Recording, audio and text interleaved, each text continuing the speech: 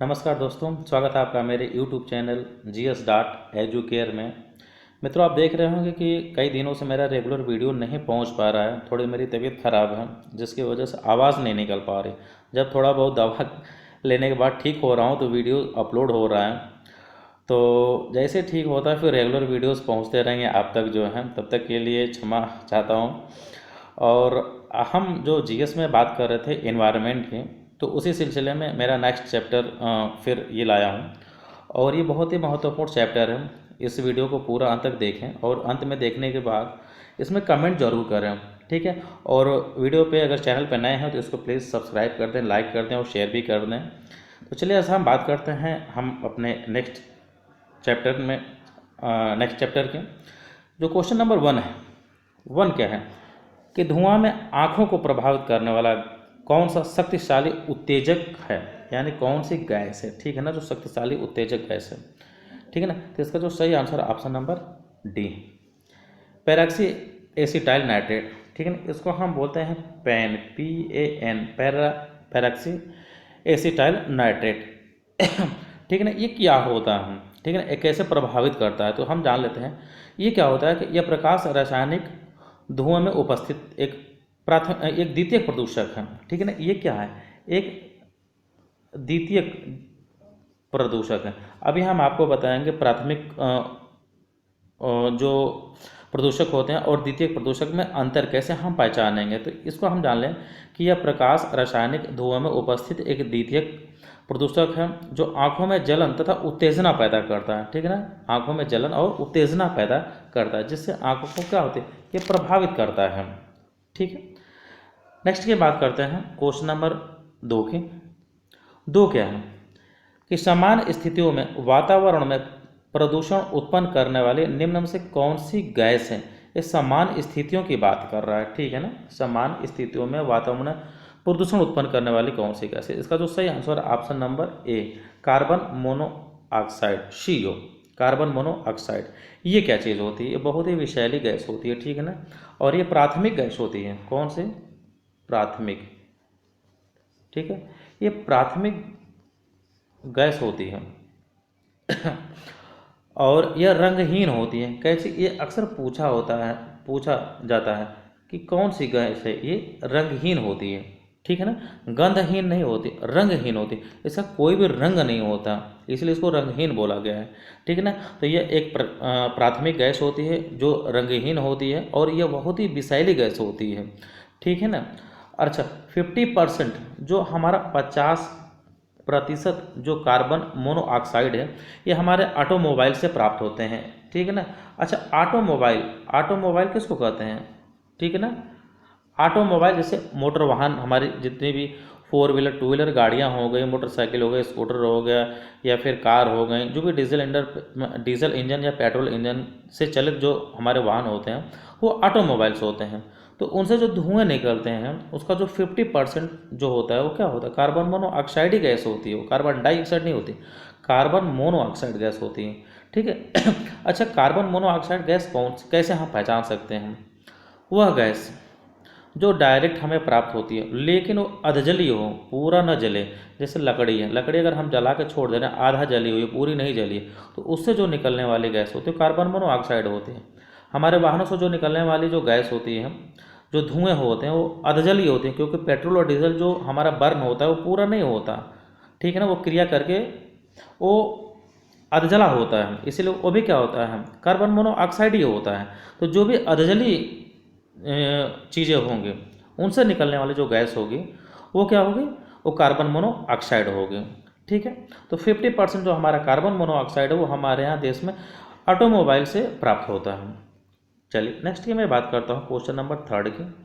Question number 3 क्या है कि निम्नलिखित में से कौन एक द्वितीय प्रदूषक नहीं है। देखिए, नहीं की बात कर रहा है, प्रदूषक नहीं है। तो इसका जो सही answer option number C, sulphur dioxide. Sulphur dioxide क्या होता है, ये हमारा जो है द्वितीय प्रदूषक नहीं है। अच्छा, तब क्या है, ये हमारे प्राथमिक है, ठीक है ना, प्राथमिक वायु प्रदूषक है। यानी द्वितीय प्रदूषक नहीं, प्राथमिक वायु प्रदूषक है। PAN हमने अभी बताया, पैराक्सी एसिटाइल नाइट्रेट, ये क्या है, हमारा द्वितीय प्रदूषक है।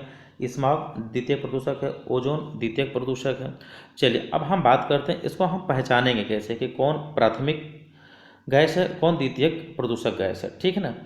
तो प्राथमिक की हम बात करते हैं वे वायु प्रदूषक जो प्रदूषक स्रोतों से हमें सीधे प्राप्त होते हैं, ठीक है ना।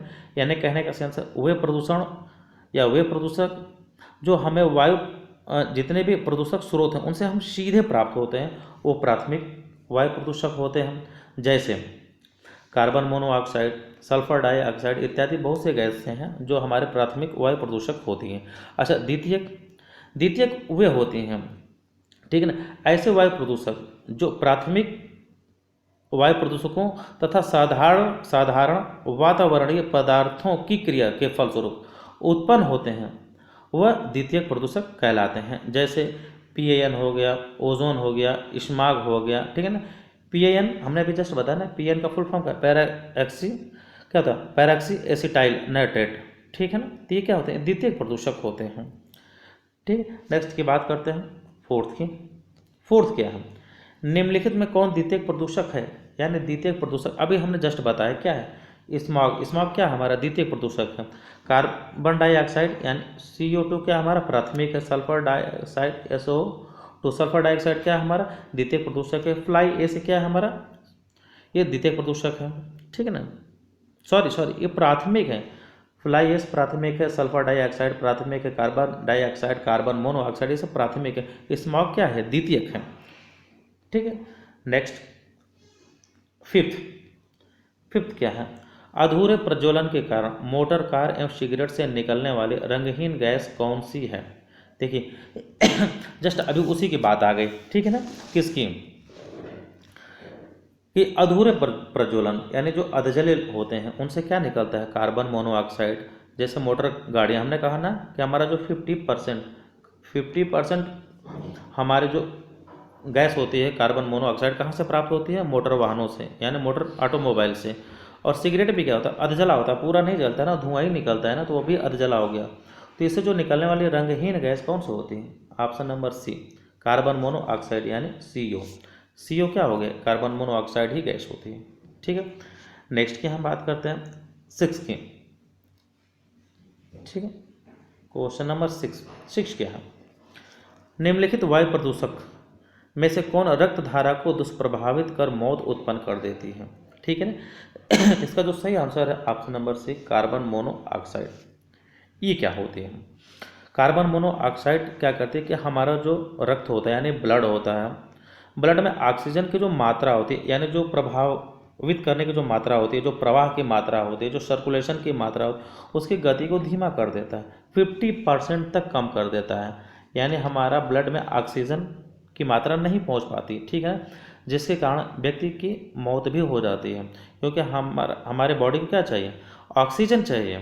अगर हमारे हीमोग्लोबिन में ऑक्सीजन की मात्रा नहीं जाती है तो हमारी शरीर प्रभावित होती है और जिससे व्यक्ति की मौत भी हो जाती है, ठीक है। तो इसका जो सही answer option number C, carbon monoxide, ठीक है। नेक्स्ट की हम बात करते हैं क्वेश्चन नंबर 7 की। 7 क्या है कि फ्लाई एस, नहीं मित्रों ये फ्लाई एस है, ठीक है ना, एस नहीं, फ्लाई एस, ठीक है ना। फ्लाई एस एक प्रदूषक दहन उत्पाद है जो प्राप्त होता है किसके जलाने से। कहने का मतलब है कि हम क्या चीज़ जलाते हैं जिससे हमारा फ्लाई एस प्राप्त होता है। फ्लाई से जैसे आप समझ सकते हैं कि फ्लाई मतलब उड़ने वाला, एस मतलब राख, यानी जो उड़ने वाली राख होती है हमें किसके जलाने से प्राप्त होता है। तो इसका जो सही आंसर है ऑप्शन नंबर ए, कोल यानी पत्थर के कोयले, यानी कोयले के जलाने से हमें क्या प्राप्त होता है, फ्लाई एस प्राप्त होता है।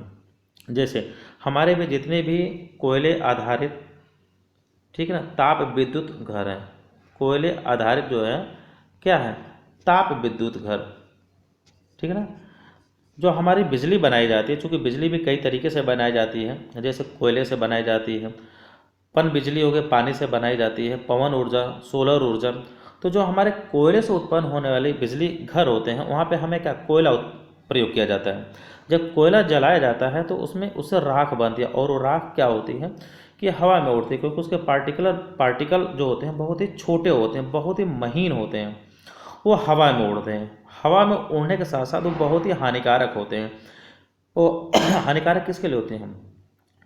क्योंकि उस जो होते हैं वो जीवों के श्वसन संबंधी रोग उत्पन्न करते हैं, क्योंकि हमारे सांस के साथ वो अंदर जाते हैं और जो श्वसन संबंधी बीमारियां होती हैं, जैसे दमा हो गया, दमा वगैरह जो होता है वो उसी से होता है। तो ऐसे रोग उत्पन्न करते हैं। अच्छा, आपने देखा होगा कि जहाँ पे इंडस्ट्री वगैरह होती है या ईंट भट्ठे होते हैं, तो वहाँ के जो हमारे पेड़ पौधे होते हैं बहुत ही प्रभावित होते हैं, विकासशील नहीं होते, विकसित नहीं कर पाते। क्यों? क्योंकि जो फ्लाई ऐश होते हैं ना, वो हमारे उन पौधों के पत्तों पे जाके चपक जाते हैं। कौन से पत्ते?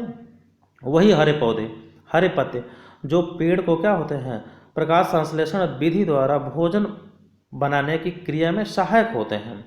तो वो क्या करते हैं, ये फ्लाई ऐश उस हरे पौधे पे जाके पत्ते पे चपक जाते हैं, जिससे क्या होता है कि जो प्रकाश संश्लेषण की उनकी क्रिया होती है वो प्रभावित हो जाती है, यानी वो अपना भोजन नहीं बना पाते, जिससे वो पौधे क्या होते हैं, विकसित नहीं हो पाते, अपना विकास नहीं कर पाते।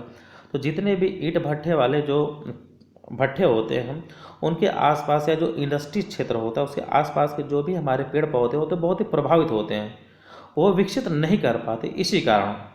ठीक है, नेक्स्ट की हम बात करते हैं क्वेश्चन नंबर 9th क्या, निम्नलिखित में से कौन सा वायु प्रदूषक के जैविक सूचक का कार्य करता है? इसका जो सही answer option number A, lichen. Lichen क्या होता है? लाइकेन जो होता है हमारे पौधों की छाल से, छाल में होता है, यानी पौधे की छाल पर चिपका होता है, पौधे की छाल पर होता है। ठीक है ना। तो अक्सर ये क्वेश्चन पूछा जाता है, ये बहुत ही इंपॉर्टेंट क्वेश्चन है, वेरी वेरी इंपॉर्टेंट। तो ये कहा जाता है कि जो लाइकेन होता है ये किसका सूचक होता है?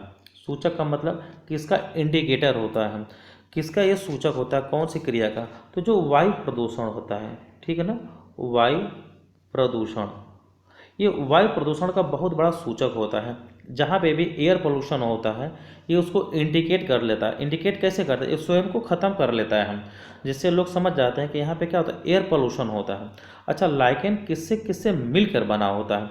ये बहुत ही इंपॉर्टेंट क्वेश्चन है कि किससे किससे मिलकर बना होता है। ठीक है ना। तो ये शैवाल, ठीक है, शैवाल और प्लस कवक, ठीक है, शैवाल और कवक से मिलकर बना होता है। ये आप लोग एकदम बिल्कुल रट लीजिए, हमेशा क्वेश्चंस में हर एग्जाम्स में पूछे जाते हैं कि लाइकेन किससे मिलकर बना होता है, तो शैवाल और कवक से मिलकर बना होता है। और किसके सूचक होते हैं? तो वायु प्रदूषक के सूचक होते हैं। ये दोनों चीज़ आप रट लीजिएगा। ठीक है, नेक्स्ट की बात करता हूँ, क्वेश्चन नंबर 10th क्या है, निम्नलिखित में से कौन जल प्रदूषक नहीं है, यानी जल प्रदूषण नहीं फैलाता? निम्न में से कौन सा है जो जल प्रदूषण नहीं फैलाता? इसका जो सही answer option number D, sulphur dioxide. ये जल प्रदूषक नहीं होता है, ये क्या होता है, वो ये वायु प्रदूषक होता है। ठीक है मित्रों, ये क्या होता है, वायु प्रदूषक होता है। और कौन सा वायु प्रदूषक होता है? प्राथमिक। अभी हमने आपको पढ़ाया ना कि sulphur dioxide, carbon monoxide, carbon dioxide, ये सब क्या होते हैं, ये प्राथमिक वायु प्रदूषक होते हैं। ठीक है, तो बाकी आपका जस्ता हो गया, तांबा हो गया, निकेल हो गया, ये क्या होता है, ये सब जल प्रदूषक हैं। सल्फर डाइऑक्साइड वायु प्रदूषक है। ठीक है, नेक्स्ट की हम बात करते हैं 11 की, प्रदूषण युक्त वायुमंडल को निम्न में से किसके द्वारा स्वच्छ किया जा सकता है? कहने का सेंस है कि जो हमारा वायुमंडल है इसको हम प्रदूषण मुक्त कैसे कर सकते हैं? ये जो 4 विधियां हैं इनमें से किसके द्वारा कर सकते हैं? तो इसका जो सही आंसर है वर्षा, वर्षा के द्वारा। एक चीज़ और आती है, ठीक है ना, वर्षा और कोहरा, ठीक है ना, कोहरा, इसको हम ओस बोलते हैं। ठीक है ना, ओस, यानी वर्षा और ओस द्वारा हम वायु प्रदूषण को क्या करते हैं, वायुमंडल को मुक्त कर सकते हैं। कैसे? तो इसकी एक कंडीशन है, कंडीशन ये है कि जो पार्टिकल्स 2 माइक्रोन, ठीक है ना, जो जिनकी साइज जो होती है 2 माइक्रोन, ठीक है ना, 2 माइक्रोन से कम होती है, उनको हम वायु या कोहरे से या जो हमारी ओस होती है उससे हम स्वच्छ नहीं कर सकते। जो 2 माइक्रोन से जिनके साइज ऊपर होती है वही हम वर्षा और ओस से वायु प्रदूषण को, वायुमंडल को हम स्वच्छ कर सकते हैं। ठीक है, इसके साथ एकदम बिल्कुल 2 माइक्रोन से कम होगा तो नहीं हो सकता, 2 माइक्रोन से ऊपर ही होगा तभी हम कर सकते हैं। चल नेक्स्ट की क्वेश्चन नंबर 12, ये क्या, ये बहुत ही इंपॉर्टेंट है, हमेशा पूछा जाता है मित्रों कि सिगरेट के धुएं में मुख्य रूप से कौन सी गैस होती है। तो सबसे पहले जान लीजिए कि हमने बताया कि जो भी अधजली चीज़ होगी तो जाहिर सी बात है उसमें उससे जो निकलने वाली गैस होगी कार्बन मोनोऑक्साइड होगी। तो और कार्बन मोनोऑक्साइड वो बेंजीन, ठीक है ना, ये चीज़ पाई जाती है सिगरेट के धुएं में। और निकोटीन भी पाई जाती है, ठीक है ना, निकोटीन भी पाई जाती है। लेकिन कार्बन मोनोऑक्साइड वो निकोटीन ये सही नहीं है, क्योंकि बेंजीन की मात्रा ज़्यादा होती, निकोटीन की कम होती। वैसे तो सिगरेट के धुआं में जो प्रदूषण का एक जाल बिछा होता है, ढेर सारे प्रदूषक पाए जाते हैं, बहुत सारे प्रदूषण पाए जाते हैं, लेकिन उसमें मुख्य रूप से जो होता है वो कार्बन मोनोऑक्साइड, बेंजीन और निकोटीन होता है। अगर तीनों एक साथ आ जाए तो भी सही आंसर हो जाएगा, ठीक है ना।